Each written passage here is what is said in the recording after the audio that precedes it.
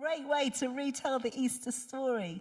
Well, good morning, everybody. I can see some of you are already sitting at the tables working already, which is great. If any of you have got little ones and you would like something to do just whilst I'm chatting a little bit, you can listen to what I'm saying, but if you want some colouring to do, we've had a couple of people who've done some preparation for us. We've got these lovely Easter hats that you could make if you would like to. And also these fabulous Easter eggs that tell the Easter story in the different sides. So that's what you're working on. And when you finish, we would love to see those. Now, give me just one moment to get myself ready.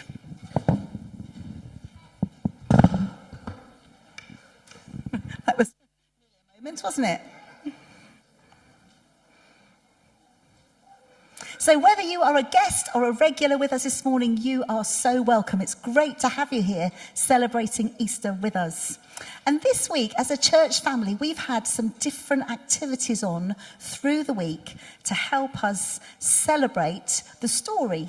Because this morning we are celebrating that Jesus is alive. But that's kind of towards the end of the story. And we've been thinking about the journey that he took to get to this place. And as I was thinking about Easter, I wondered if you could help me with something. I've been thinking about some of the symbols that remind me of bits of the Easter story. And I thought for fun that I would scramble up the words, and I wondered if you could have a look at the letters on the screen and see if you can work out what they are. Now, don't shout them out. You need to give some other people a chance to have a go. But this is a well-known Easter symbol. I know it looks like it's an action hero, Osterblam, but actually, can you unscramble those letters to find, just amongst yourselves, chat amongst yourselves, can you think of something that is a symbol of Easter? Osterblam. I know someone's got it over there. Anybody else? Hands up if you think you've got it. Great. Stanley, can you shout it out? Roast lamb, wonderful. Who's enjoying some roast lamb maybe later on today? Yeah, some people are. Some of us did earlier in the week. Now then, the next one is Grimps Swarfel, which I think sounds like an Olympic athlete. But if you can unravel or unscramble those letters, some people have already got it sorted. Can you work out what it is? Grimps Swarfel. Yep, if you got it, put your hands up. People kind of working this out. It's a tricky one, actually. Danny, our drummer's got it. Spring flowers, well done. These are something that remind me of Easter. Now then, if you were here at the family event yesterday, you might know about this. Off-Sawks Snub. Can you unscramble the letters and work out what those are? Some people, I really like these. Yeah, in fact, it's a very good clue. We've had some this morning already. Amos, beg your pardon. Hot cross buns, well done, a symbol of Easter. And finally, these are much nicer than they sound. Ratsky Gex. Anybody unravel those letters, unscramble those and work out what this symbol of Easter is? David, shout out louder. Say it louder. What is it? Easter eggs, fantastic. These are all different symbols of Easter, and they help us remember and tell the Easter story. So, the first thing, who can remember the first one that we saw? The first unscrambling was roast lamb. And that reminds us of the last meal that Jesus had with his friends. It's called the Last Supper. And I was thinking about bringing some lamb today, but I didn't. Instead, I've brought you a picture. On Thursday evening, some of us gathered together. Kevin cooked 7 legs of lamb, and that was my plate. It was absolutely delicious, but I'm sorry there's none left for you this morning. But what that reminds us is the time that Jesus ate with his friends. He had a meal with his friends. And in that moment, there was loads of expectation. Jesus' disciples had been with him for 3 years. They'd heard his promises. They knew what was coming, or they thought they knew what was coming, and that Jesus was going to come back as a conquering king. He was going to overthrow the Romans. Hope was high. And hope in the Bible is not just wishful thinking. Hope is a confident expectation that what God says is true and is going to happen. And so Jesus, as we saw in that previous picture, sat round a table with his mates. and he ate with them. And you know what that reminds me of is the fact that we can know Jesus as a friend. I don't know about you, but with my friends, sometimes I sit and have ordinary meals, maybe a sandwich.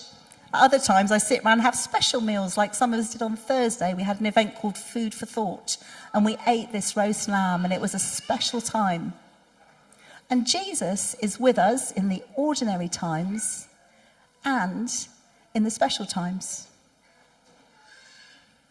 Now, roast lamb was the first unscrambling. Anybody remember the second set of letters we unscrambled? What was it? Danny, you got it. Spring flowers, and I've got some spring flowers here. Some lovely spring flowers. And I don't know about you, but I have really enjoyed the flowers this spring as I've been driving around and walking around. I mean, haven't the magnolias been magnificent? Because we haven't had a frost this year. They've been just glorious. And in different people's front gardens, I've seen all these blossoms and flowers, all the things that remind us that spring is here, that there's new life. But as we think about Easter and as we think about a garden, actually I'm reminded of a different kind of garden, not just a joyful, bright, bursting with flowers garden. But the Bible tells us that after Jesus had had this special meal, he went with his friends to a place called the Garden of Gethsemane. And this was a hard and a painful time because Jesus knew what was coming. He knew that he was going to die. And he was really wrestling with it. And the Bible tells us, I just want to read you this short paragraph from Matthew 26. And Jesus said this, he said, "My soul is crushed with grief to the point of death." He said to his friends, "Stay here and watch with me." And he went on a little bit further and he bowed with his face to the ground, praying, "My Father, if it's possible, let this cup of suffering be taken away from me. Yet I want your will to be done and not mine." And Jesus left them for a second time. That means his friends who were there. And he prayed, "My Father, if this cup cannot be taken away unless I drink it, your will be done." And so there was Jesus in the garden. It was nighttime, and he was in despair, and he was in suffering, and he was wondering how it was going to work out, and whether he had enough in him to actually go through with this. There's a real wrestle there. And it reminds me that in our lives we sometimes have those moments, don't we? Those times, those seasons even, where we are wrestling, where we're wondering, where we're full of doubt and questions, and we don't know how it's going to work out. And if we had been a fly on the wall, if we had been there looking in, I wonder what we would have thought was happening to hope in that moment. Hope was looking a bit thin. These confident promises that we've been hanging on to, that Jesus is the coming king, might have been looking a bit ropey. Maybe my hope would have been dwindling. I don't know about you. But we're fortunate enough, aren't we? Unlike the disciples, we know the end of the story. And we know that when we are in those times of despair and of loneliness, maybe even of betrayal like Jesus was betrayed, that Jesus has been there too, and we can meet him there. And so if you're in a garden time at the moment like that, you can know that Jesus understands and will meet you there. Now, who remembers what the third unscrambling was? So we've had roast lamb, we've had some spring flowers. What was the third unscrambling? I think it was, yes, what was it? Thank you very much, hot cross buns with confidence. And I really love hot cross buns. You do too, yes, absolutely. And there are plenty here this morning, so I think there are some left over at the end. But have you ever had a really good look? I mean, it sounds a bit obvious, doesn't it? But why are they called hot cross buns? Well, often they're hot, but look, they've got a cross on the middle. And that cross reminds us how Jesus died.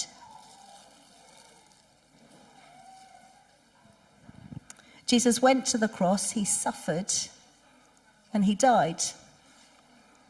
Oh, let's just push on. Can you just push on that slide for me, please, Stephen? We've got a picture of hot cross buns, and also one of the beautiful exhibits that was brought to our art gallery this week, an image of the cross. Because some people would say, well, why did Jesus need to die on a cross? Well, you know how it is. If we do something wrong, there needs to be a penalty. There's that phrase I was thinking of this morning. You commit the crime, you do the time. And the truth is, whether or not we feel guilty, actually we all are. Because we've all broken God's rules and God's laws. And so whether or not that bothers you, that's true. And yet Jesus most wonderfully didn't want us to have to pay the penalty, to pay the price. The price was eternal separation from God. And God didn't want that at all. And so that's why Jesus came. Jesus came and he died that painful, terrible death on a cross to pay the penalty, to pay the price, to take the responsibility for all the things that we've done, the things that we've said and we've done that we shouldn't have done, the things we haven't said and haven't done that we should have done. And when he died, when he suffered, he took that on himself. And you know, had we been looking on that moment, I think perhaps, certainly I, maybe you might have said, where is hope in this moment? Hope is well and truly dead. Hope has been crushed into the ground. These promises that he made, just look at him. He's dead, he's on the cross. It's all over. And you know, it reminds me that in those moments when we are in pain or suffering, maybe we've had a terrible diagnosis, maybe there has been a breakdown in relationships, maybe we are in a terrible time at work, maybe things are just really not happening as we expect, and actually as we look at the way ahead, we just go, I have no idea how there's going to be a way through this. It feels like it's over. It reminds me that Jesus meets us there too.